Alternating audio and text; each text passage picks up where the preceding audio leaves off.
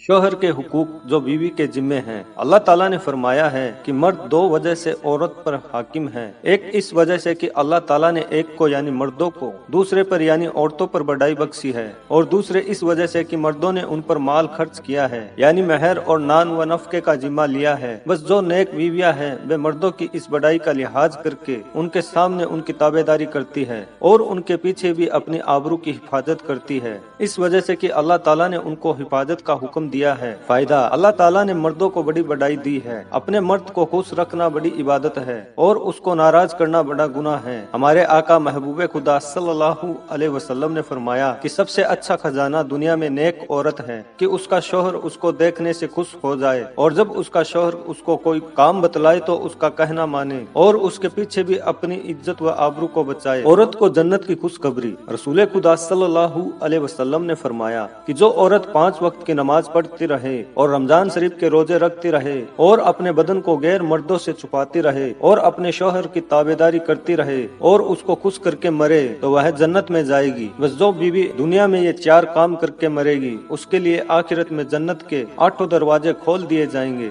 और फरिश्ते उससे कहेंगे कि ए खुश नसीब बीवी, जिस दरवाजे से तेरा दिल चाहे जन्नत में चली जा। हजरत फातिमा रज़ियल्लाहु ताला अन्हा का एक किस्सा। एक दफा हजरत फातिमा रज़ियल्लाहु ताला अन्हा घबराई हुई हुजूर सल्लल्लाहु अलैहि वसल्लम की खिदमत में आई। हुजूर सल्लल्लाहु अलैहि वसल्लम ने फरमाया, बेटी क्यों घबराई हो? अर्ज किया कि अब्बा जी, रात बातों ही बातों में मेरी जबान से कुछ ऐसी बातें निकल गई कि मेरे शौहर अली नाराज हो गए। उनकी नाराजगी से मुझे अल्लाह का खौफ मालूम हुआ कि शौहर की नाराजगी अल्लाह की नाराजगी है। फिर मैंने उनसे माफी मांगी, वह मेरी खुशामद देखकर हंस पड़े और मुझसे राजी हो गए। हुजूर सल्लल्लाहु अलैहि वसल्लम ने फरमाया, ए बेटी, उस खुदा की कसम जिसने मुझको सच्चा रसूल बनाकर भेजा है, अगर तुम्हारी मौत इस हाल में आती कि तुम्हारे शौहर अली तुमसे नाराज होते तो मैं तुम्हारे जनाजे पर नमाज न पढ़ता। ए मेरी नूरे चश्म, अगर कोई औरत मरियम अलैहिस्सलाम के जैसी इबादत करे और उसका शौहर उससे नाराज हो तो अल्लाह ताला ऐसी औरत की इबादत कबूल नहीं करता,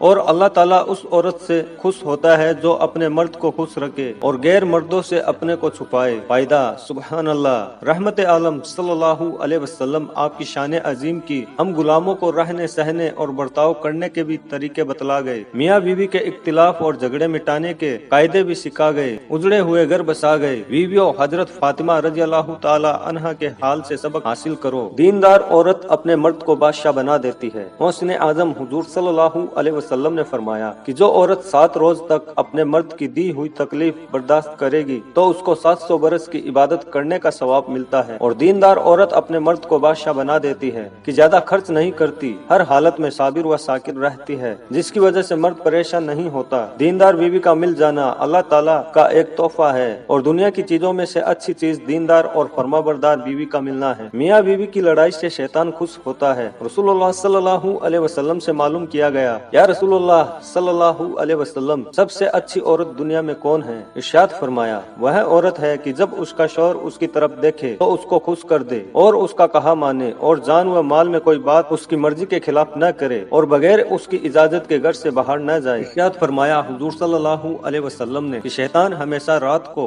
समंदर के ऊपर अपना तख्त बिछाकर उस पर बैठता है और अपने सिपाहियों से पूछता है कि आज तुमने आदमियों से खुदा की कौन कौन सी नाफरमानी करवाई। जवाब में कोई कहता है कि मैंने लोगों की नमाजें कजा करवा दी, कोई कहता है कि मैंने खून करवा दिया, कोई कहता है मैंने शराब पिलवाई। गर्ज अपनी अपनी कार्रवाई और शरारतें बयान करते हैं तो शैतान खफा होकर कहता है कि दूर हो जाओ, तुमने आदमियों को कुछ भी नुकसान नहीं पहुंचाया। फिर एक और शैतान कहता है कि मैंने मर्द और बीवी में लड़ाई करा दी। यह बात सुनकर शैतान बहुत खुश होता है और खुशी में खूब नाचता कूदता है और उस शैतान को गले लगाकर कहता है कि शाबाश, जीते रहो, तुमने खूब काम किया और यह काम सब बुरे कामों में से बेहतरीन काम है। फायदा, मुसलमान भाइयों और बहनों, इस किस्से से सबक सीखो और आपस में लड़ाई झगड़ा करके शैतान को खुश न करो।